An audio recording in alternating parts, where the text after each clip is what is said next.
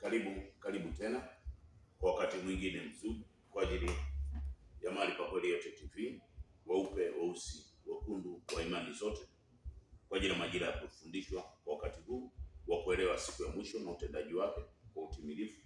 Viongozi, vijana, mabinti wote, hakuna mwenye imani wala mwenye tumaini katika majira hii, wote ni kupaswa kuifahamu kweli. Basi kabla ya yote tushukuru. Baba, tunakuinua kwa wakati huu mwingine, ni wewe peke yake unayetufundisha kwa utukufu wako. Tunakukaribisha na ndio umetukaribisha kwa ajili ya kutufundisha kwa wema na uzuri kwa utukufu wako. Karibuni sana marafiki, karibuni sana wote kwa ajili ya mema na haya mazuri ambayo yeye mwenyewe anainua. Leo Baba ambaye ni kweli yote atufundisha jambo zuri kabisa ambalo tayari amekwisha kulifuta na wewe utaliona kwa uhalisia. Anasema leo mbinguni ya shetani imefutwa na Baba ambaye ni kweli yote. Sasa ni kuanza kuishi maisha juu ya nchi. Mbinguni ya shetani imefutwa na Baba ambaye ni kweli yote. Sasa ni kuanza kuishi yale maisha ya juu ya nchi. Kwa nini tunasema hivi? Tumezoea kwenye uhalisia, kwenye imani zetu, wote juu ya nchi.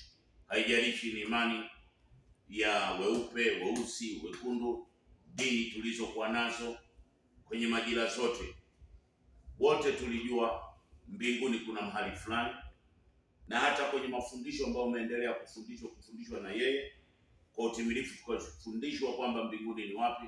Ni pa ufahamu, pa juu, lakini haijafundishwa kwa undani zaidi kila ambacho ndicho kimetushika watu wote, mahali pa mbinguni ya shetani.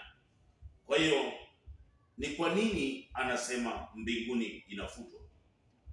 Kuna mbinguni aina mbili kwenye uelewa, lakini ilikuwa imeunganishwa mara moja. Kuna mbinguni ya mahali pake yeye aliyeumba, ambaye ni mahali pake ndio panaitwa mbinguni, ambapo ni yeye ndiye anayekaa kwa heshima yake.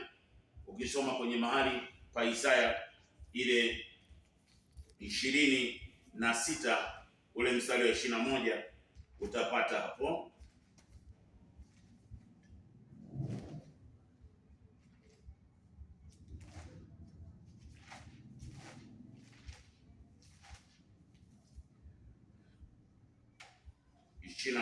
Anasema, kwa maana tazama, yeye kweli yote ambaye ni Baba anatoka kutoka mahali pake ili kuwaadhibu wote wakao juu ya nchi kwa sababu ya uovu wao, na ardhi nayo itafunua damu yake, wala haitawafunika tena watu wake waliouawa. Tunaona kwenye Mika tena hiyo ile 1 ile 2, sikilizeni ye dunia na watu wote wa kabila zote, sikilizeni ye dunia na vyote vilivyomo, yeye Baba ambaye kweli yote ashuhudie, yeye Baba kutoka mahali pa hekalu lake takatifu. Kwa maana angalieni, akitoka mahali pake, naye atashuka na kupanyaga mahali pa dunia palipoinuka. Hapo mahali pa dunia palipoinuka ndio siri yake, ndio kuna mahali hapo ndipo utaelewa leo. Kwa hiyo yeye, sote watu juu ya nchi wa imani zote tulijua mbinguni ambayo imeandikwa hapa ndio mbinguni ya watu wote wanaenda.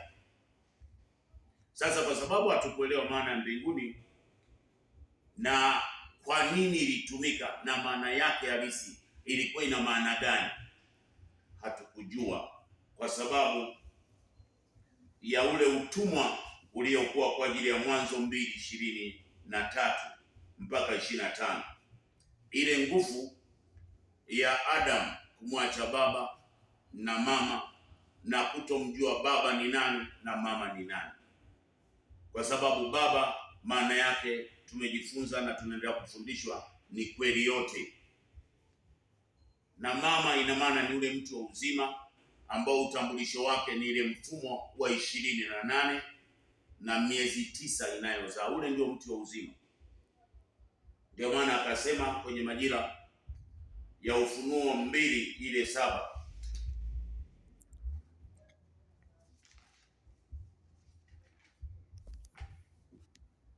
yeye aliye na sikio na asikie jambo hili ambayo moyo wa Baba unaambia makanisa. Na maana kanisa ni sisi na wewe tulikuwa. Yeye ashindaye nitampa kula matunda ya mti wa uzima ulio katikati ya bustani ya yeye Baba ambayo ni kweli yote. Kwa hiyo kwa sababu ya lile kosa ambalo Adam hakutakiwa kulifanya, lakini iliruhusiwa iwe hivyo, basi ndio ikawa imetokea. Ina maana utendaji sasa wa Adam kuwa kwenye utimilifu kama tulivyofundishwa na tunaendelea kufundishwa, ile utimilifu wake ni wa kutawala uumbaji, kumiliki uumbaji, kuwa kila kitu, kwa sababu ndani yake anakuwa na majira moja, yani ile moja ya Baba inakuwepo ndani yake, kwa ile mfumo uliokuwa kwa ajili ya Mwanzo, ambayo ni Mwanzo 2:19, kwa ajili ya kutawala, kutamkia vitu na kila kitu kuwa wazi.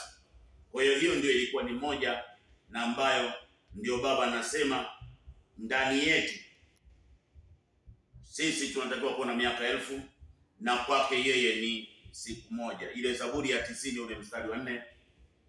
Kwa hiyo hiyo ndio ilikuwa ni mfumo wake na sisi, kwa ajili ya sisi kutokuwa uchi wa akili, wa jicho, hata nguvu ya moyo na ile hatua.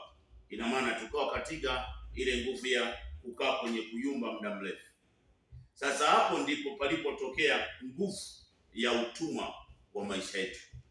Watu wote na vitu vyote ndivyo ambavyo vilienda utumwani baada ya Adam kumwacha Baba. Ina maana wote, watu wote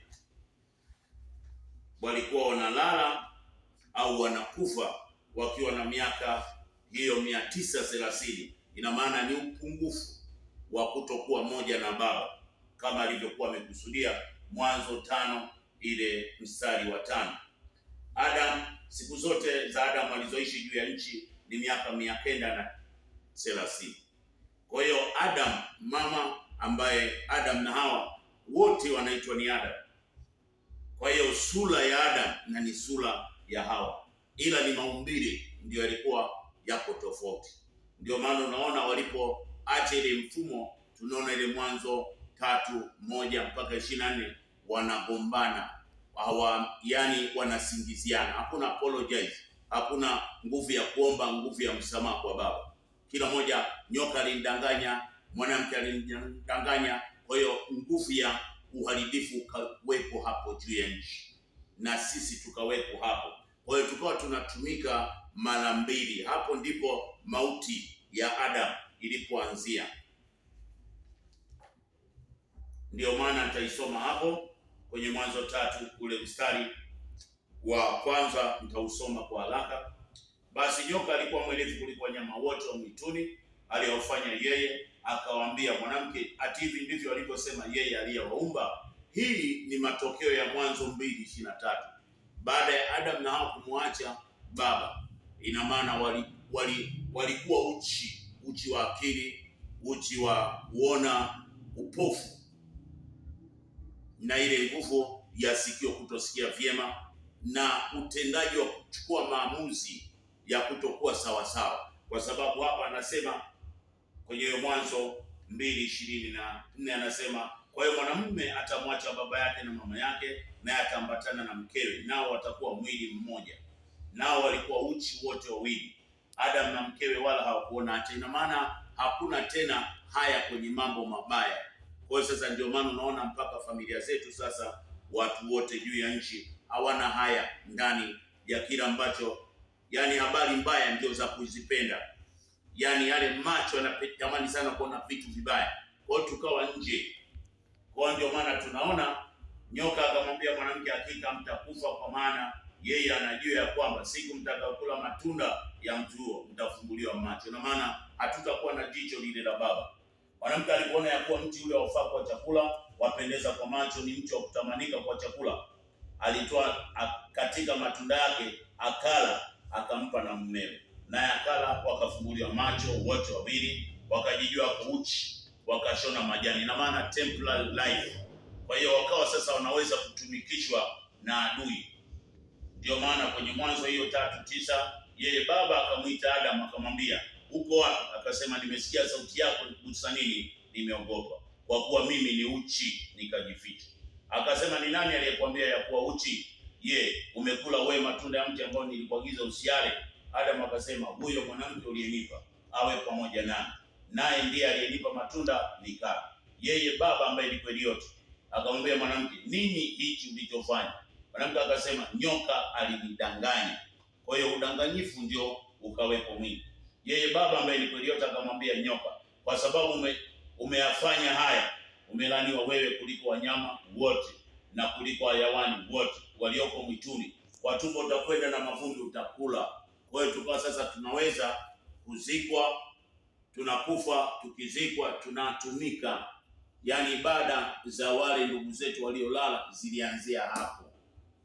Kwa hiyo zile ibada zinazoonekana juu ya nchi za wafu juu ya nchi zilianzia hapa, baada ya Adam kupoteza mwelekeo wa baba.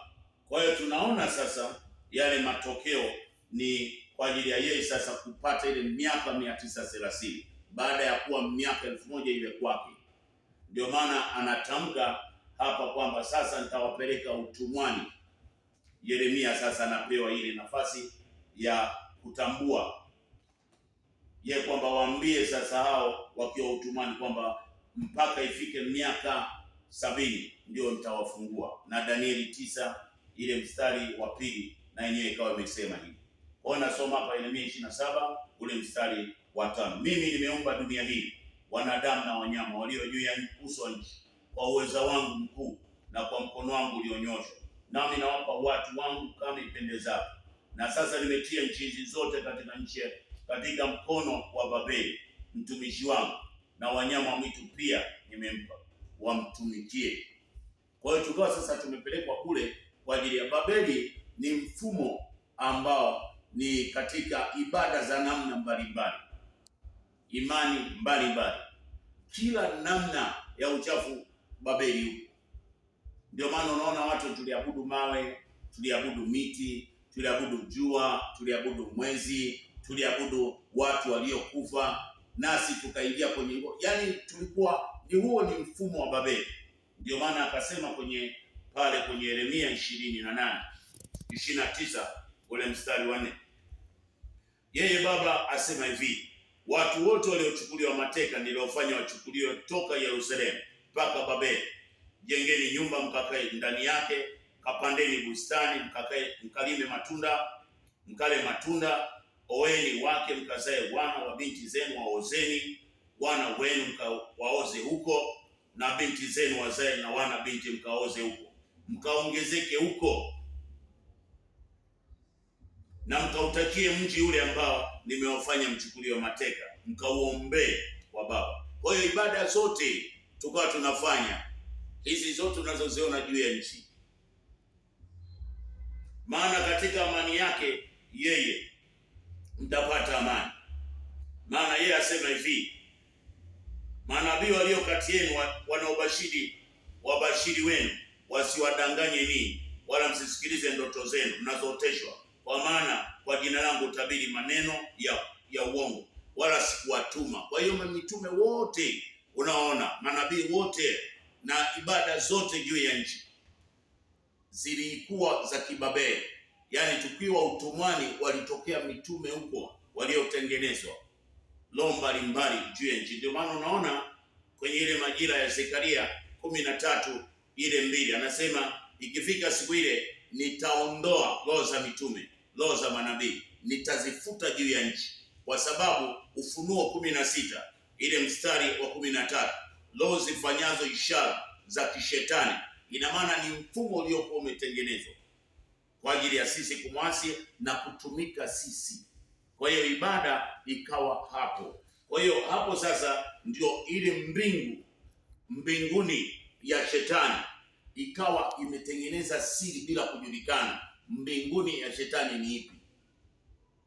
Sasa ibada zote unazoziona za wale ndugu zetu waliokufa ilikuwa ni ujanja wa shetani, kwa sababu ya utumwa wa Babeli kutumika ndugu zetu, akiwa yeye anamiliki uumbaji kupitia hao waliolala. Kwa hiyo akatengeneza mbinguni yake na akaifundisha kwenye mahali pa uumbaji, kwenye akili, kwa sababu kitabu kilikuwa kimefungwa. Hiki kitabu unachokiona ambayo tuliita Biblia, lakini ni kitabu cha kweli yote, kilifungwa. Kwa hiyo yule wa kufungua mpaka utimilifu wa siku ya mwisho. Nasoma hapa na mahali kilipokuwa kimefungiwa. Kisha nikaona katika mkono wa kuume wake yeye aliyeketi juu ya kile kiti cha enzi kitabu kilichoandikwa ndani na nyuma, kimetiwa muhuri 7. Nikaona malaika mwenye nguvu akihubiri kwa sauti kuu, ni nani astahiliye kukifungua kitabu hiki na kuzivunja mihuri zake? Wala hapakuwa na mtu mbinguni wala juu ya nchi wala juu ya nchi, kwa sababu mbinguni ilikuwa imefichwa. Mbinguni ya Baba ni mahali pake pa ufahamu wake katika level ya kweli yote. Kwa hiyo mbinguni ya shetani ni zile ibada baada ya kosa la Adamu. Watu wote waliokuwa wanalala hawakuwa wanakwenda mahali pa kutotumika mara mbili. Hapo pa kutotumika mara mbili panaitwa mahali pake ambapo ni peponi pasipo kutumika. Utapaona hapo na nini ambacho kilifanyika. Damu nikalia kwa sauti kuu, hapakuonekana mtu astahili kukifungua hicho kitabu wala kukitazama. Na mmoja wa wale wazee akaniambia, usilie, tazama simba aliye kabila ya Yuda, shina la Daudi, yeye ameshinda apate kukifungua kile kitabu na zile muhuri zake 7. Nikaona katikati ya kile kitabu kiti cha enzi wenye uhai 4, katikati ya wale wazee mwana-kondoo amesimama. Huyu ndiye mwana wa Adamu ambaye ndiye atasimama kwa ajili ya moyo wa Baba. Alikuwa kana kwamba amechinjwa, mwenye pembe 7 na macho ambayo ni roho hizo nguvu ya mafundisho ambayo inatakiwa zilizotumwa katika uumbaji wote wakati wa utimilifu. Kila mmoja atafundishwa na Baba. Akaja akikitoa kile kitabu katika mkono wake wa kuume, yeye aliyeketi juu ya kile kiti cha enzi. Hata alipokitoa kile kitabu, hao wenye uhai 4 na wazee 24 wakaanguka mbele ya kiti. Wazee 24 ni mitume 12 na kabila 12. Na wenye uhai 4 ina maana ni yule ambaye anaitwa Musa, anaitwa Elia, anaitwa Yesu kwa mara ya kwanza. Elia anaitwa Yesu kwa mara ile ya kwanza na ile ya utimilifu, ambaye atarudi kwa ajili ya mfundishaji, kwa sababu Baba anakaa kwenye utendaji usioweza kushikika. Sasa anamtumia mtu, anaweza kuwa wewe, anaweza kuwa mweupe, lakini proper East Africa.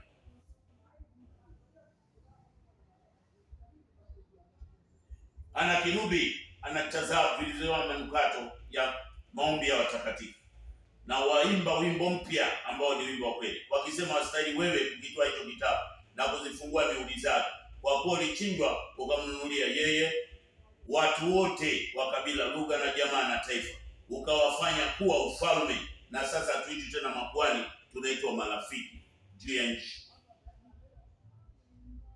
Nikaona nikasikia sauti ya malaika wengine wengi pande zote za kile kiti cha enzi, wenye uhai na wale wenye nguvu ya wazee, na hesabu ilikuwa 10 na maelfu 10, wakisema kwa sauti kuu, astahili mwana kondoo aliyechinjwa kupokea uweza na utajiri na hekima na nguvu na heshima, na kila kiumbe kilichoko juu na juu ya nchi, chini ya nchi, juu ya bahari na vyote vilivyomo ndani yake, na lipitia vikisema, baraka na heshima na utukufu na uweza akitie juu yake. Yaani wakati anapofuta mbinguni ya shetani ina maana vitu vyote vinatoka kwenye utumwa, hata wewe uliyeko pale, mweupe, mweusi, mwekundu, kwa sababu haukuijua ile maana ya mbinguni.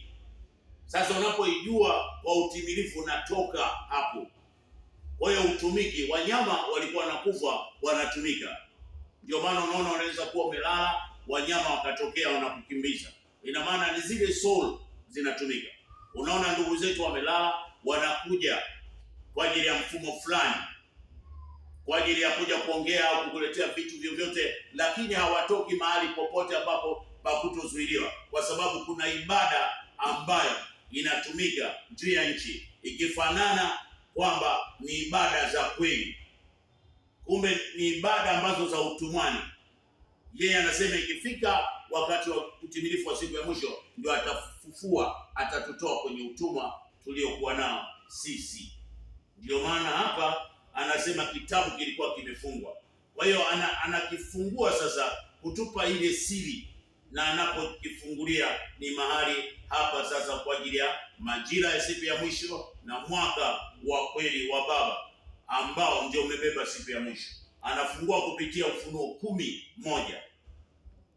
Kisha nikasikia malaika mwenye nguvu, ujumbe wa utimilifu.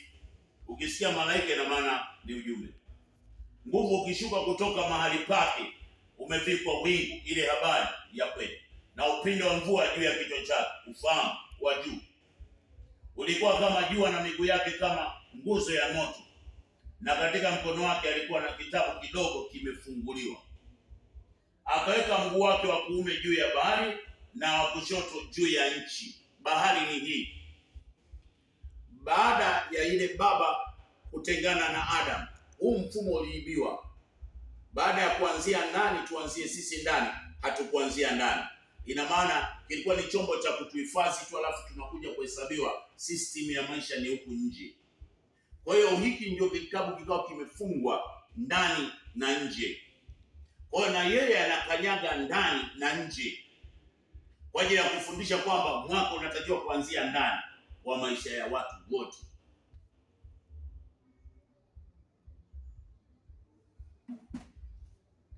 Na kwenda nje kama alivyokuonyesha hapa kwamba mwaka unaanzia ndani unakwenda nje. Kwa hiyo hapo ndio kitabu kinafunguliwa. Kinafunguliwa sasa kwa ajili ya ile mbinguni tuliyokuwa tuijue sasa. Kwa hiyo mbinguni hiyo, baada ya anguko la Adamu, ndio mbinguni ya kutokuielewa, kwa sababu mbingu zilikuwa ni mbili mbinguni. Yaani kuna mbingu ya uelewa wa Baba ambao haikuwahi kueleweka, na mbinguni ya Shetani ambayo na yenyewe haikuwahi kueleweka. Zote zilikuwa zinaitwa kwenye level moja, mbinguni. Sasa wakati anafanya nguvu ya kusoti kuwaelewesha watu wake, ili sasa wote wafahamu kwamba maisha yetu yako juu ya nchi, ili zile ibada ambazo tulikuwa tunaenda ziondoke, zituachie maisha yetu.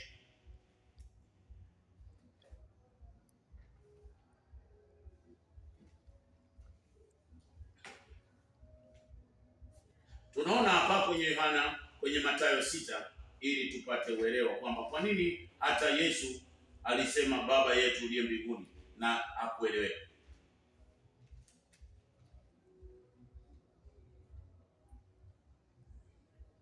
Basi ninyi salini hivi: Baba yetu uliye mbinguni, jina lako litukuzwe, na ufalme wako uje, na mapenzi yako yatimizwe hapa duniani kama huko mbinguni. Utupe leo riziki. Kwa hiyo kwa sababu hakueleweka mbinguni Baba anakaa wapi na Shetani ana mbinguni gani, kwa hiyo hatukuweza kufahamu. Na ibada zote hizi unazoziona, je, ibada ya ndugu zetu waliolala ilitokea wapi? Na hawa je, wanakwenda mbinguni au kuna mahali wapo? Sasa hiyo mbinguni sasa ya ambapo tulikuwa tunapelekwa na Shetani, hiyo mbinguni sasa ndio inapomolewa baada ya mimi na wewe kufahamu, mweupe, mweusi, kiongozi wa imani zote kufahamu, ili sasa tutoke tuanze kuishi juu ya nchi. Kwa hiyo baada ya anguko tukawa tuna miaka 930, tukapelekwa utumwa miaka 70. Kwa hiyo ile mfumo wa Babeli mpaka kutimia miaka 70 ili tupate mfumo wa majira ya siku ya mwisho. Tutoke kwenye majira ya unabii huku kwenye mwaka wa miezi 12, Yerusalemu ya kwanza iliyokuwa kwenye Ufunuo 21 ule mstari wa 10 mpaka 22, ambao unasimamiwa na Yeremia 33:20-26 kwa ajili ya ibada za jua na ibada mbalimbali ambazo tayari zipo zikitumika. Ndio maana akasema kwenye Luka 22:30 kwamba akifika atafuta mfumo wa kabila 12, akiwa anajua kwamba mfumo huo ndio umeweka mfumo ambao ni wa upofu juu ya nchi, wa kutoelewa mbinguni anayoielezea kwa ajili ya haya tunayofundishwa, kwamba hiyo mbinguni ni wapi? Huyu Baba aliyeumba mbingu na nchi na uumbaji wa vitu vyote anakaa mbinguni, na hawa wanaolala wanaokufa wanaenda mbingu gani? Kwa hiyo wote sasa, wakati tayari kuna anguko la miaka 930 baada ya uasi, ndio ilitengenezwa mbinguni ya Shetani. Kwa hiyo watu wote juu ya nchi waliokuwa wanalala, wanyama, ndege, wote vitu hivyo vilikuwa vinatumika kama solo kwa ajili ya kuendeleza ibada ambazo zilikuwa ziko kibabeli, ambazo zilikuwa zimetengenezwa. Sasa hata wakati wa gharika, kwa sababu tayari kuna anguko la Mwanzo 2:23, ndio tunaona pale Mwanzo 6 ile tabia za watu zikiwa mbaya, na akagairi akatengeneza gharika.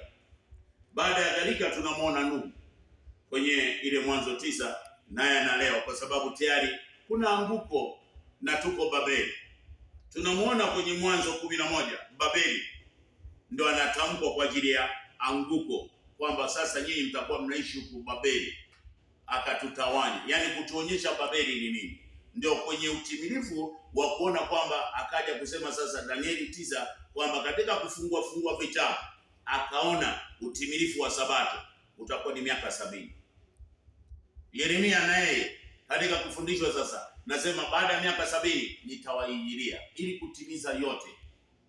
Yeremia 25 ile 12 anasema kwamba baada ya hiyo miaka 70 nitamhukumu Babeli, nitamhukumu taifa lile, nitamhukumu Mkalidayo. Zile ibada ambazo zilikuwa Ukalidayo ni ibada mbalimbali za siri.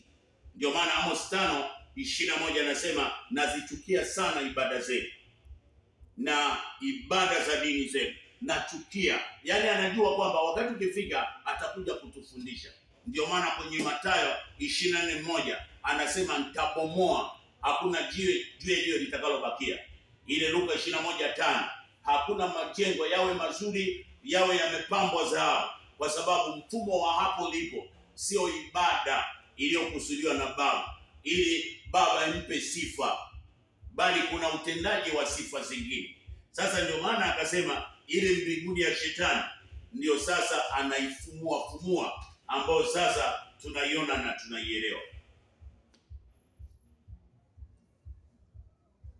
Kwa tunaona hiyo nguvu ya ile Yerusalemu ya kwanza, ile ya kabila 12, lugha 12, nguvu ya ile viti 12, chemi 12, ile simba 12, viti 12. Hivyo vyote ilikuwa ni katika msingi ambao ulikuwa ni kwa ajili ya ibada ya jua. Zilitekwa, ilikuwa ni salama na ni nzuri, lakini iligeuzwa. Ndio maana sasa akaja Yesu kwa ajili ya kuja kutuonyesha.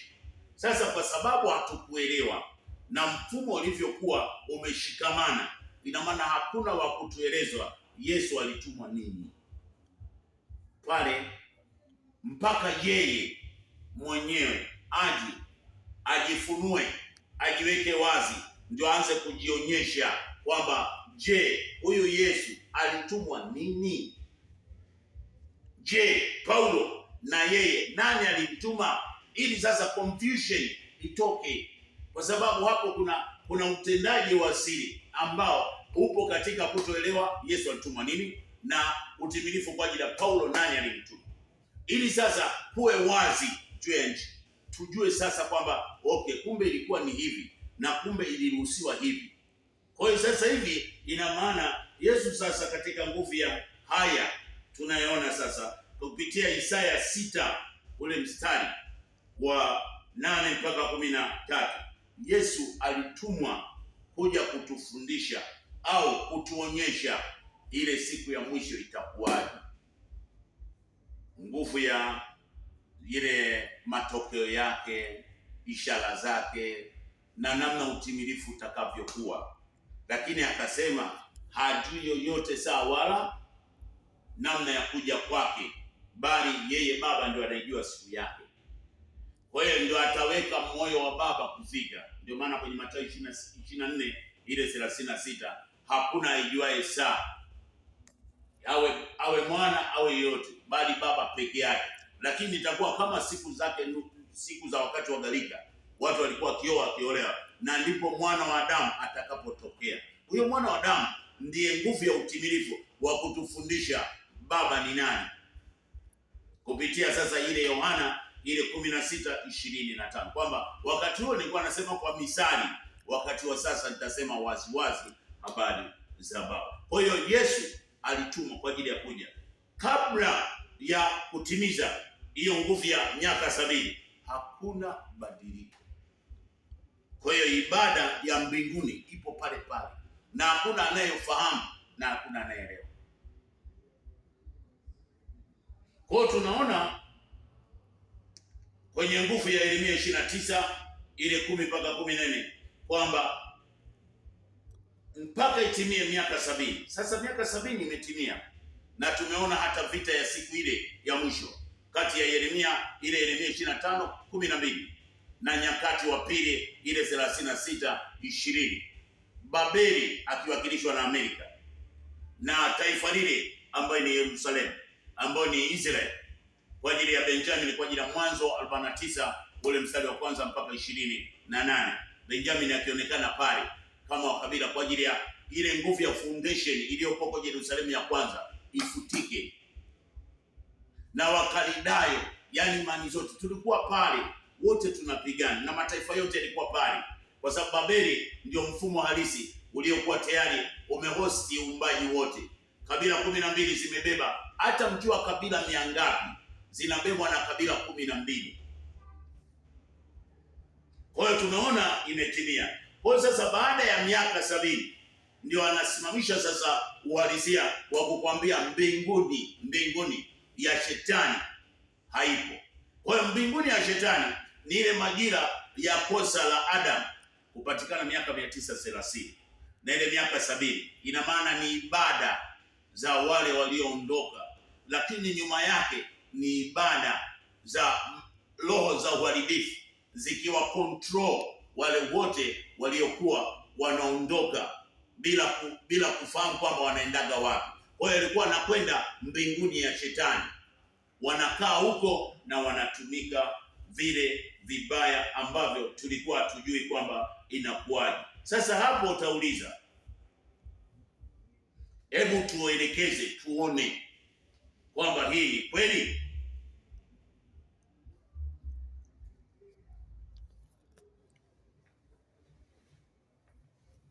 Kwa tutaisoma sasa hapo kwenye mahali pa Ufunuo ile 6 ile 9.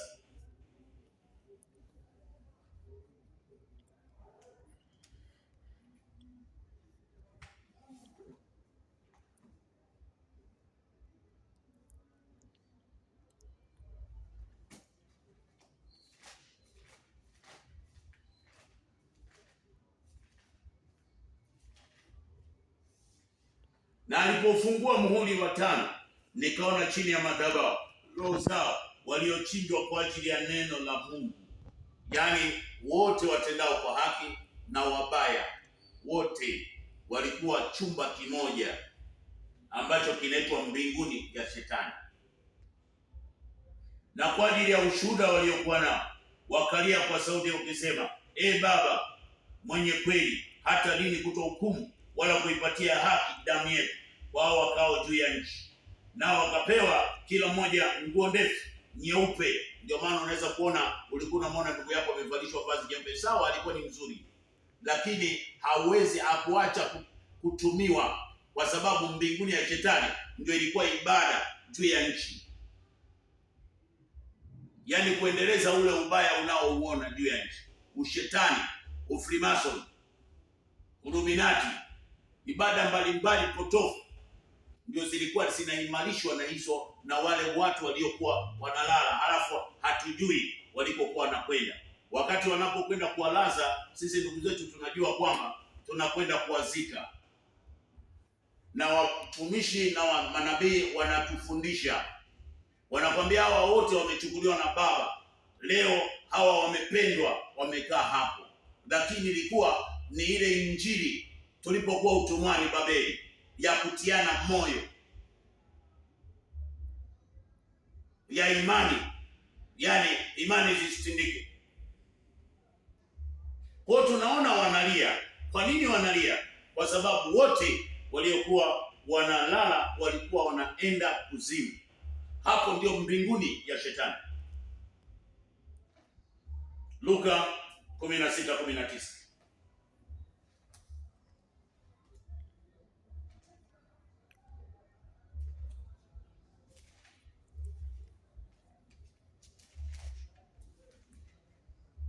Akasema, palikuwa na mtu mmoja tajiri aliyevaa nguo za rangi ya zambarau na kitani safi na kula siku zote kwa nasi, na maskini mmoja jina lake Lazaro huwekwa mlangoni pake, ana vidonda vingi, naye alikuwa akitamani kushibishwa makombo yaliyoanguka katika meza ya yule tajiri. Hata mbwa wakaja wakamlambalama vidonda vyake. Ikawa yule maskini alikufa, akachukuliwa na malaika mpaka kifuani kwa Ibrahimu. Yule tajiri naye akafa, akazikwa. Basi kule kuzimu aliyainua macho yake alipokuwa katika mateso, akamwona Ibrahimu kwa mbali na Lazaro kifuani mwake. Akalia kwa sauti, akalia akasema, e Baba Ibrahimu, nihurumie, umtume Lazaro achovye ncha ya kidole chake majini, niburudishe ulimi wangu, kwa sababu ninateswa na moto huu. Kwa hiyo unaona, kuzimu ndio ikaitwa mbinguni. Sasa kwa sababu hatukuelewa, na yule ambaye atakuja kututoa ni Baba ambaye ndiye kweli yote, kwa ajili ya kutufungua, kututoa kwenye nguvu ya madhabahu iliyokuwa imetengenezwa ya kuimarisha hiyo nguvu ya mbinguni ya shetani, kwa mafundisho yasiyokuwa na uimara, ambayo ilikuwa kitume, kinabii, kinguvu ya kwa ajili ya unabii, ambao ulikuwa katika mfumo wote wa Babeli. Kwa sababu Babeli hakuna mahali pa usipokuwa na imani, hakuna. Kwa hiyo tulikuwa tuna mfumo wa imani, lakini yeye haishi kwa imani. Baba anaishi katika kuifahamu ile kweli pekee yake. Kwa hiyo tunaona hii nguvu ya mbinguni ya shetani ni mahali pa kuzimu, kwa ajili ya wale wote ndugu zetu, wapendwa wetu tuliokuwa tunaenda kuwalaza, kuomboleza kwa ajili ya kuwazika. Walikuwa hawaendi kwa Baba, kwa sababu Baba tayari alikuwa ameshatupanish miaka 930, wakapata nafasi ya pale, na miaka 70. Ile ni ibada zote unazoziona za utumwani, kwa sababu Babeli kazi yake ni kutumia ibada za wale waliolala kwa ajili ya kuimarisha utawala wake. Na sio kwamba wanataka, ila ni ibada zilizotengenezwa na mafundisho yaliyotengenezwa. Kwa hiyo tunaona hapa kwamba ili tuelewe na tupate ufahamu, kwenye Isaya 38,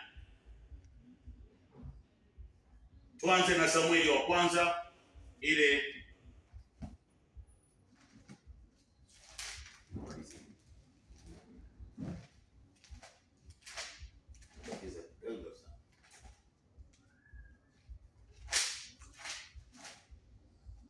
Samueli wa kwanza 28. Sikiliza sasa hapo kwa makini. Huyo alikuwa ni Samueli na nabii mkubwa. Ukisoma kwenye Yeremia 15 anafananishwa na Musa. Samueli wa kwanza 28 ule mstari wa 3. Basi Samueli alikuwa amefariki dunia, nao Israeli wote walikuwa wamemwombolezea na kumzika huko Rama ndani ya mji wake mwenyewe. Tena Sauli alikuwa ameondolea mbali hao wenye pepo na utambuzi na wachawi katika nchi. Nao Wafilisti wakakusanyika wakaenda kufanya kambi huko Shusheni, naye akawakusanya Waisraeli wote, nao wakapiga hema katika Gilboa. Basi alipoona hao majeshi ya Filisti, huyo Sauli akaogopa na moyo wake ukatetemeka sana. Anatetemeka kwa nini? Kwa sababu kipindi cha Samueli alimwambia Sauli kwamba bwana, sikiliza, nenda akawaharibu ule ufalme wa Agag, ukawaue wote na kila kitu kiwe. Sasa hakuwaua, akawasikiliza watu, wakachukua vitu vinono. Sasa wakati wa kipindi cha uhai wa Samueli akamwambia, bwana, hizi sauti za ng'ombe nasikia kwa nini? Ile Samueli wa kwanza 15. Akasema, bwana, nono umechukua. Nasema watu walisema tunakuja kukutolea sadaka, Mungu wetu tunaenda kumtolea. Akasema, kwa nini umefanya hivi? Kwa hiyo ufalme ukahama ukaenda kwa Daudi bila kujua Sauli. Kwa hiyo tunaona sasa mambo yanaanza kuharibika. Anauliza sasa, lakini Sauli alipouliza kwa baba ambaye ni kweli yote, hakumjibu wala kwa ndoto wala kwa ulimi wala kwa manabii. Ndipo Sauli akawaambia watumishi wake, nitafutieni mwanamke mwenye pepo. Kwa hiyo anakwenda kuuliza kwa wale wa mbinguni. Hiyo ndio maana halisi. Na utambuzi nipate kumwendea na kuuliza kwake. Watumishi wake wakamwambia, tazama, yupo mwanamke mwenye pepo wa utambuzi.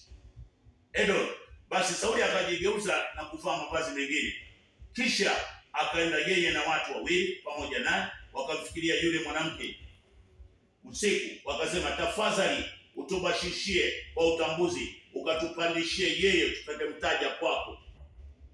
Yule mwanamke akamwambia, angalia, unajua alichofanya Sauli, jinsi alivyoua na kuwakatilia mbali hao wenye pepo na utambuzi na wachawi katika nchi. Mbona basi unataka kututegea leo tuwe?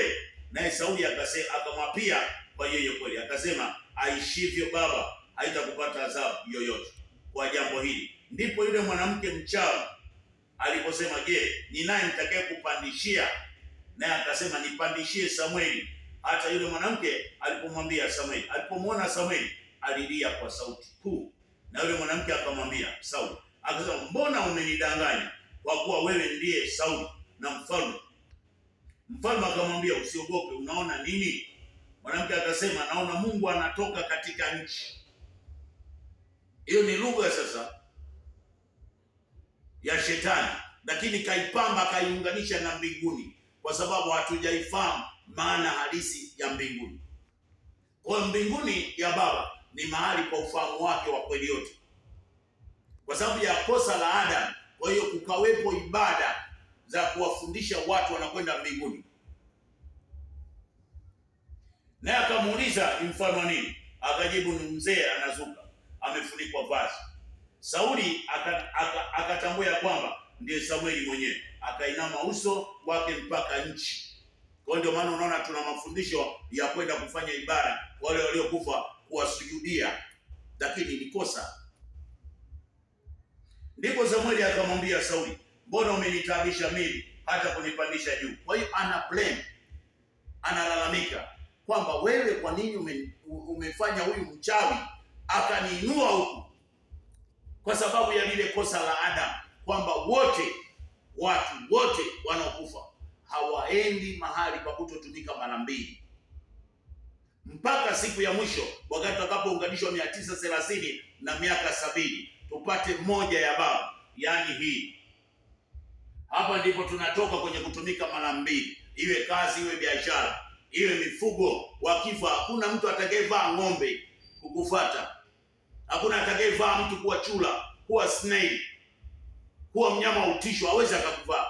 Kwa nini? Kwa sababu hukumu juu ya nchi imesimama. Kwa hiyo tunaona hapo mbinguni ya shetani ni mahali ambapo pakosa la Adamu. Mimi nimetabika sana kwa sababu hao Wafilisti wananifanyia vita, naye Mungu ameniacha, anijibu kwa ndoto wala kwa ulimi. Nimekuita leo wewe unijulishe. Samueli akasema, kwa nini kuniuliza mimi, ikiwa yeye Baba amekuacha naye amekuwa adui yako? Yeye Baba amekutendea kama alivyosema kwa kinywa changu nilipokuwa juu ya nchi.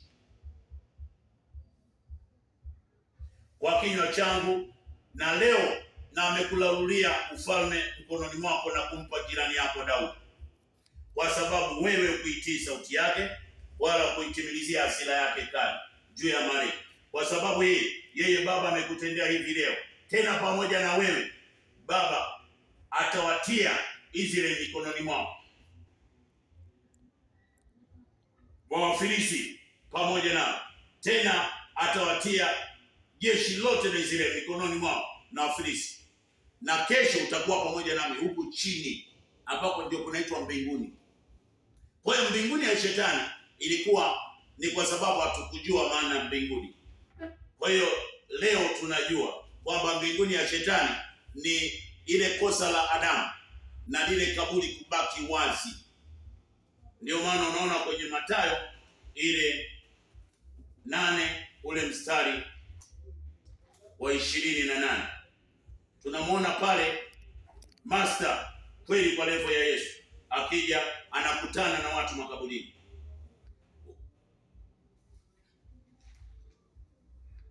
Naye alipofika ng'ambo katika nchi ya Ugerasi, watu wawili wenye pepo walikutana naye, wanatoka makaburini, wakali mno hata mtu asiweze kuipitia njia hii. Na tazama, wakapiga kelele wakisema, tuna nini nawe, mwana wa Mungu? Je, umekuja kututesa kabla ya muhula wetu?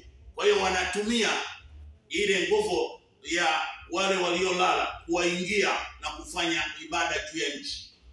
Kwa hiyo si kwamba tunaabudu wao kwa ajili ya kuwakumbuka, ni mfumo uliotengenezwa nyuma baada ya anguko letu juu ya nchi. Kwa hiyo hatukuweza kuwasiliana na Baba kwa ajili ya Baba kututetea. Kwa hiyo ikabidi itengenezwe elimu juu ya nchi, mafundisho ya kila namna juu ya nchi, kwa sababu tulikuwa Babeli.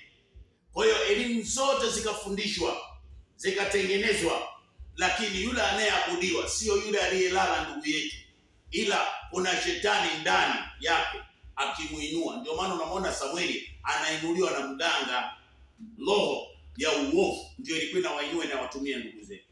Kwa hiyo hapo ndipo palikuwa mbinguni. Kwa hiyo wakati unanyosha Baba yetu ni mbinguni, kwa hiyo adui alikuwa anatucheka. Ndio maana akasema kwamba Isaya 34:14,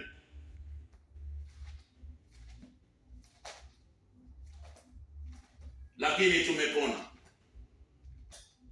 Tumwambie Baba tumepona kweli kweli. Isaya 38 ile 18, kwa kuwa kuzimu hakuwezi kukusifu, mauti haiwezi kukuazimisha, wale washukao shimoni hawawezi kuitarajia kweli yako. Aliye hai, na aliye hai ndiye atakayekusifu kama mimi leo. Ndio maana akasema siku ya mwisho nitawafufua, nitawatoa kwenye makaburi. Kwa hiyo atatutoa kwenye mahali ambapo tulikuwa tumeelekezwa mbinguni, ambapo sio kweli sisi kwenda kufanya haya.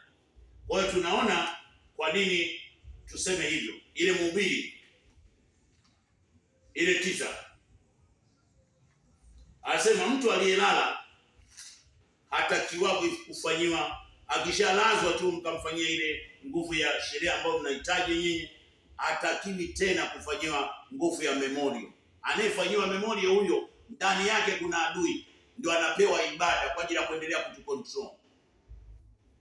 Mhubiri 9 ile mstari wa 4, kwa kuwa liko tumaini kwa yule aliyeambatana na wote walio hai, maana ni afadhali mbwa aliye hai kuliko simba aliyekufa. Kwa sababu walio hai wanajua kwamba watakufa, lakini wafu hawajui jambo lolote, wala hawana ijara tena, maana kumbukumbu lao limesauliwa. Mapenzi yao, machukizo yao na usuda yao imepotea yote, wala hawana jambo lolote linalofanyika chini ya jua. Yaani hapa juu ya jua ina maana, ndio maana akasema siku ya mwisho nitazifufua zile sori, kama unazoziona zinalia kwenye Ufunuo ile 6:9. Huo ndio ufufuo, ndio unaitwa ufufuo wa wenye haki. Ufufuo wa wenye haki.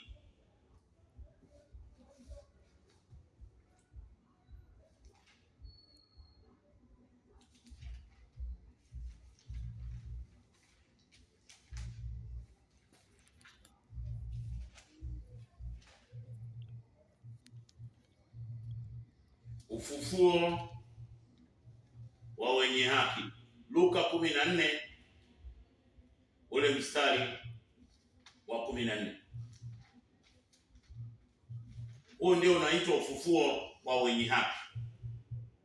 Nawe utakuwa heri, kwa kuwa hao hawana cha kukulipa, kwa maana utalipwa katika ufufuo wa wenye haki.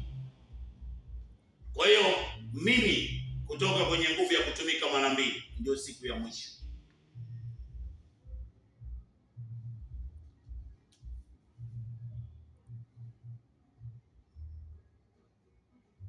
Kwa hiyo tunaona sasa kwenye kipindi cha Paulo, ndio maana anasema Yohana 17, ni kumjua Baba ndio unafufuliwa kwenye nguvu ya utumwa tuliokuwa nao, na uzima wa milele ndio huu wa kujue wewe Muumba wa pekee ambaye ni ukweli yote. Kwa hiyo ndio anasema hatutatumika tena, kama alivyosema kwenye Yohana 11 ule mstari wa 20. Basi Martha akamwambia Yesu, Bwana, kama ungalikuwepo hapa ndugu yangu asingalikufa. Lakini hata sasa najua ya kuwa yoyote utakayomwomba Baba atakupa. Yesu akamwambia, ndugu yako atafufuka. Martha akamwambia, najua ya kuwa atafufuka katika ufufuo wa siku ya mwisho. Yesu akamwambia, mimi ndio ule ufufuo na uzima.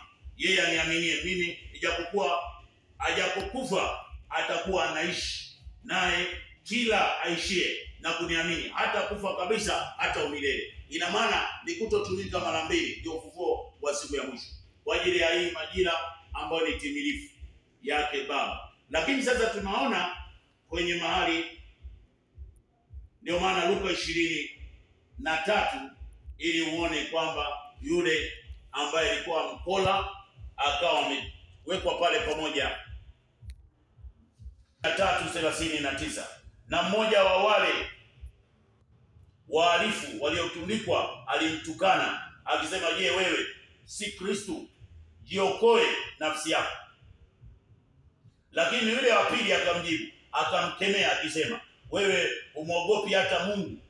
Nawe katika hukumu hiyo hiyo, nayo ni haki kwetu sisi, kwa kuwa tunapokea malipo tuliyostahili kwa matendo yetu, bali huyu hakutenda lolote lisilofaa. Kisha akasema, Yesu, nikumbuke utakapoingia katika ufalme wako. Yesu akamwambia, amini nakuambia, leo hivi utakuwa pamoja nami peponi. Kwa hiyo alilala lakini hakutumika. Ndio hapo ndio tunaona sasa, kwa sababu ya Paulo, fundisho la Paulo, kwa sababu ya ile nguvu ya mfumo wa imani na kutomwelewa Paulo alitumwa na nani. Basi tunaona pale Wakorintho wa kwanza 15, hiyo sasa ni injili ya Paulo.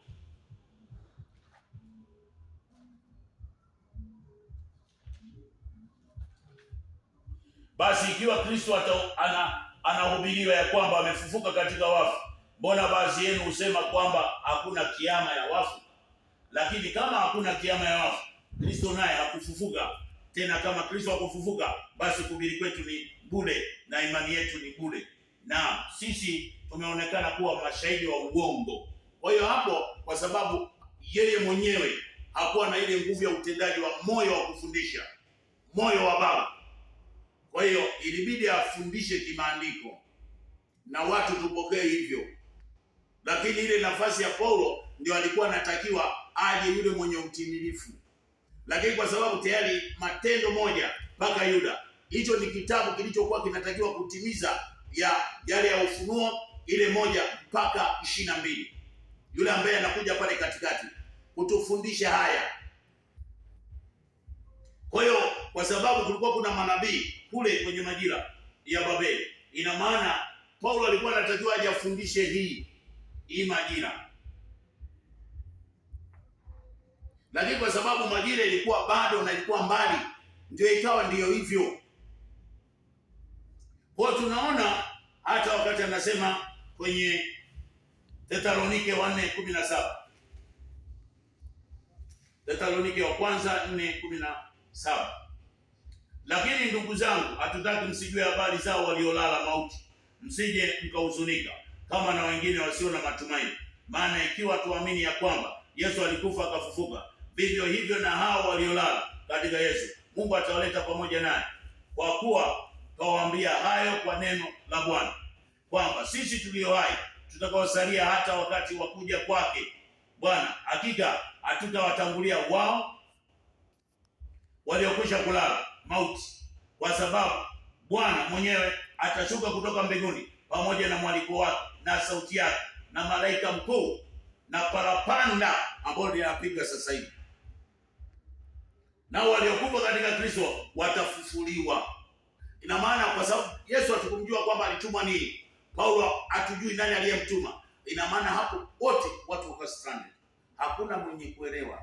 Ndio ibada zote unazoziona zote zinatokea, wanasubiri siku hii, na tayari kwa sababu ni Baba ametukumbuka. Kwa hiyo tunaona hata Paulo kwenye Wakorintho sasa wa pili ile 12 anasema peponi, kwa sababu hakuwa anafundishwa na yule Roho halisi wa kweli wa yeye mwenyewe ambaye ni mwalimu. Ilibidi atufundishe anavyojua na tupokee hivyo tulivyo.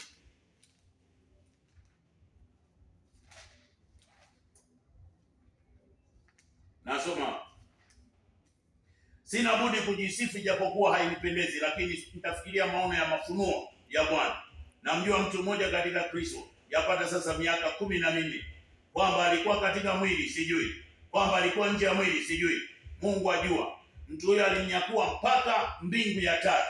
Na najua mtu huyo kwamba alikuwa katika mwili sijui, kwamba alikuwa nje ya mwili sijui, Mungu ajua ya kuwa alinyakuliwa mpaka peponi. Anapoti ile Luka 23 ile 39 ya yule ambaye wamewekwa msalabani pamoja, kwa sababu ilikuwa ni mfumo anatuonyesha namna ambavyo utendaji wa kuanza mpaka kuzika.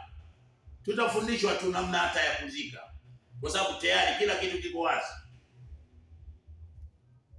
kwamba je, hiyo kufa kuliko kwa kunasema inakuwaje?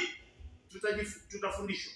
Kwa hiyo tunaona pini kubwa ni kwa sababu Galatia 4:8 ya Paulo na ile Ibrania 11 kwa ajili ya kufundisha imani. Kwa hiyo imani ndio imesababisha vitu hivi unavyoviona, lakini haikuwa kosa kwa sababu tayari ilikuwa ni Babeli. Kwa hiyo kwa namna yote alikuwa anaweza kujitokeza yoyote akatufundisha, lakini akija mwenyewe ataweka sawa, ndio anaweka sawa hiyo. Galatia ile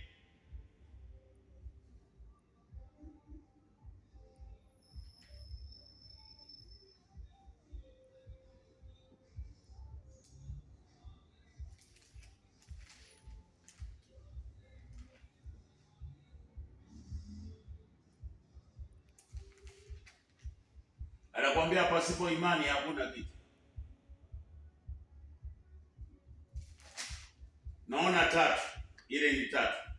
Basi yeye awapaye Roho ufanye miujiza kati yenu, je, afanya kusikia kunatokana na imani?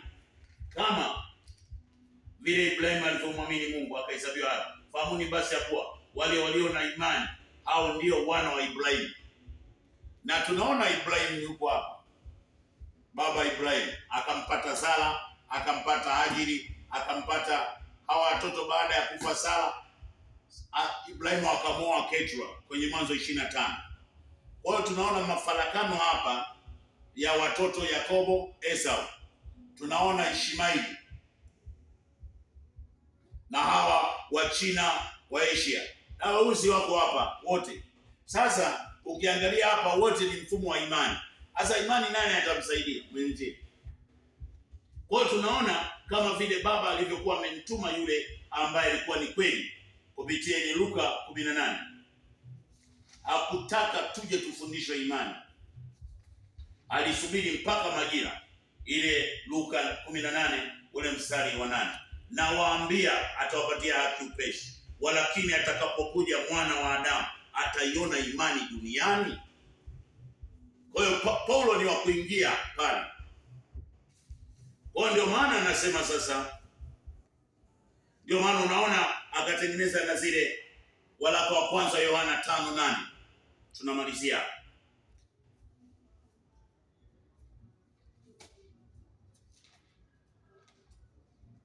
Alafu we mwenyewe sasa leo utajiuliza na utapata jibu,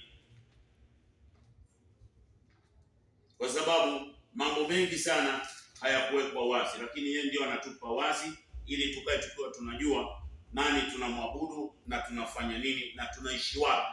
Kwa hiyo tunaishi juu ya nchi. Waraka wa kwanza wa Yohana 5:8, kwa maana wako watatu washuhudiao mbinguni, Baba, Neno na Roho. Na unajua Baba ni mmoja ambaye ni kweli yote, kwa sababu hatukumjua Baba. Kwa hiyo ilibidi tumixiwe na huyu nabii aliyekuwa kwa ajili ya kuchomeka kwenye ile nguvu ya nabii wa mataifa ambayo ni mtume wa mataifa. Chini tunaona mbinguni ni Baba na Roho Mtakatifu, na watatu wao ni umoja. 9, kisha wako watatu washuhudiao duniani, roho, maji na damu, nao watatu wapatana kwa habari moja. Lakini tunaona kwenye Mathayo 28:19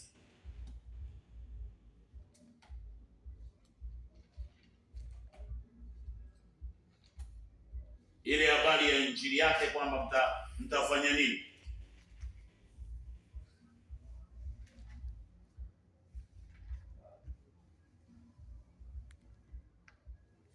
Basi nendeni mkawafanye mataifa yote kuwa wanafunzi, mkiwabatiza kwa jina la Baba, jina la Mwana na Roho Mtakatifu. Sasa kwa sababu hatukumjua Baba, tulienda Baba kama Baba, na kwa sababu ya mfumo wa Ibrahimu wa imani, basi na Mwana tukumjua. Mwana ni kweli, Baba ni kweli yote. Roho Mtakatifu ni mwalimu wa kufundisha, ambaye ndio anaitwa moyo wa Baba au moyo wa kweli, au tunaita roho wa kweli, anayefundisha kweli yote. Ndio maana akasema kwenye mahali pa Mathayo 3:10, na shoka limekwisha kuwekwa penye shina, na kila mtu usiozaa utakatwa. Kweli mimi nawabatiza kwa maji kwa ajili ya toba, bali yeye ajaye nyuma yangu ana nguvu kuliko mimi, wala sistahili hata kuvichukua viatu vyake. Yeye atawabatiza kwa Roho Mtakatifu na kwa moto. Kwa Roho Mtakatifu ni ile kweli yote, ndio inatimia kwenye nguvu ya Yohana ile 16 ule mstari wa 7, kwa sababu alikuwa hajaja. Tuanze kwanza Yohana 7 ile mstari wa 37, twende tukamalizie pale tuhitimishe.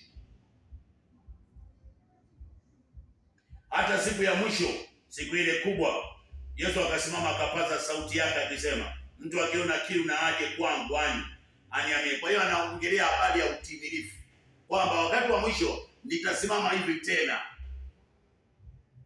nikiwaambia, kama vile maandiko yalivyosema, mito ya maji yaliyo hai yatatoka ndani yake, yaani uzima. Kwa sababu ukijua kweli unakuwa na amani, unakuwa na utulivu, unakuwa na utoshelevu. Ukiwa kwenye habari za ishara na miujiza, unabii, ubashiri, hakuna utulivu. Na neno hilo alilisema kwa habari ya Roho ambaye wale wamwaminio watampokea baadaye, kwa maana Roho alikuwa ajaja, kwa sababu Yesu alikuwa hajatukuzwa, hajaeleweka na hajarejea kwa ajili ya utimilifu, kufahamika alichotumwa.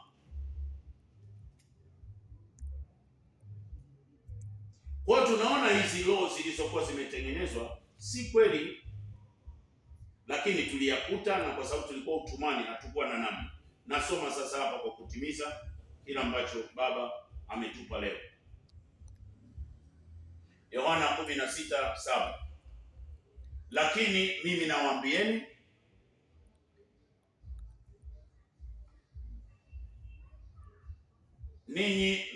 yafaa mimi niondoke, kwa maana mimi nisipoondoka msaidizi hata kuja kwenu, bali mimi nikienda zangu nitampeleka kwenu, naye akisha kuja huyo atawahakikishia ulimwengu kwa habari ya dhambi. Dhambi ya kwanza ni kutokuamini, na habari ya dhambi, habari ya haki na hukumu. Kwa habari ya dhambi, kwa sababu hawakuniamini. Kwa hiyo watu hawaamini kweli, kwa sababu ilikuwa kwenye msingi wa neno, msingi wa sauti, msingi wa maandiko. Ina maana watu tukawa pale, na kwa sababu tulikuwa kwenye utumwa wa Babeli, hakuna aliyejua kwamba siku ya mwisho itakuwaje, itakujaje. Kila mmoja ajui, na hakuna aliyewahi kusema haya. Kwa habari ya haki, kwa sababu mimi naenda zangu, na kwa habari ya hukumu, yule mkuu wa ulimwengu amekwisha kuhukumiwa. Yani kumwelewesha mkuu wa ulimwengu ni nani? Ni uongo, amejificha kwenye neno mauti na kuzimu. Hata bado ningali na mengi ya kuambia, lakini yeye atakapokuja, huyo Roho wa kweli ataongoza watie kwenye kweli yote. Sasa Paulo alikuwa anatakiwa awe na moyo wa Baba, Roho wa kweli ambaye anaitwa Roho Mtakatifu, ili atufundishe kweli yote, watu wote. Sasa akaenda kutengeneza msingi ambao kwa uhalisia, Marko 16:14, mitume hawakuwa na imani, akionyesha Yesu kwamba Yesu hajatumwa kuja kufulfill, yani kumaliza kila kitu na kutuokoa, ila siku ya mwisho ya Baba ndiyo itatimiza kila ambacho kinatakiwa. Kwa hiyo namshukuru sana Baba kwa ajili ya kututoa leo rasmi kwenye mamlaka ya mbinguni. Kwa hiyo mbinguni, tafadhali mshirikishe na mwenzio. Wewe kiongozi, mweupe, mweusi, kijana, binti, unapoelewa unasikia, basi unafunguka. Yani ibada sasa ni katika kweli yote. Yani tunaabudu tunachokijua, kwa sababu lazima Baba afike hapo, na ndipo amefika. Kwa hiyo namshukuru sana Baba ambaye ni kweli yote, kwa ajili ya ushirikiano tulionao, tunaonyesha kwa ajili ya kwa ajili ya Kweli Yote TV, na ile nguvu ya like kwa ajili ya watu wote, washirikishe na wengine. Hii ni habari ya kweli yote. Uumbaji tayari, msingi wa dunia umeharibika, umebomoka. Usidanganywe na mtume na nabii, ishara, miujiza. Hakuna biashara hiyo. Biashara sasa hivi iko katika kumuuliza Baba, hiki kweli kinachofundishwa ni kweli? Kwa hiyo alisema atakuja na hakuna ajuaye. Kwa hiyo yeye Baba ametukuzwa, yeye Baba ameinuliwa, yeye Baba ameinuliwa, na sisi tumeinuliwa. Taifa limeinuliwa, viongozi wameinuliwa, wote wananchi wa kila rangi, wa kila imani. Kwa hiyo Baba amewabariki sana, na kushukuru kwa ajili ya uwepo wako. Tutaonana tena kwa ajili ya majira, kwa sababu tuko pamoja na yeye juu ya nchi. Kwa hiyo mbinguni imefutwa. Kwa hiyo usiseme na kushukuru Baba uliye mbinguni. Futa hiyo akili leo. Shukuru Baba uliye ndani ya moyo wangu. Mhubiri 3:11, Misali ile 4:23, na mahali pa Luka 20, mahali pa Luka 17 ile 20 mpaka 21. Anaishi sasa juu ya nchi. Mbingu za kwanza, nchi za kwanza zimefutika. Mbinguni ya shetani haipo tena. Amewaachia wote, ametuachia wote. Fedha, utajiri, sasa shetani hatakiwi kumiliki. Freemason hatakiwi kumiliki. Ushetani wa aina yote na ibada potofu asitakiwi kwa juu ya nchi. Tumebarikiwa, tumebarikiwa, tumebarikiwa. Karibu tena Kweli Yote TV. Wewe ni kusubscribe tu peke yake na kulike kwa ajili ya watu wote wapokee, kwa sababu ni ibada yetu na ni Baba katukumbuka.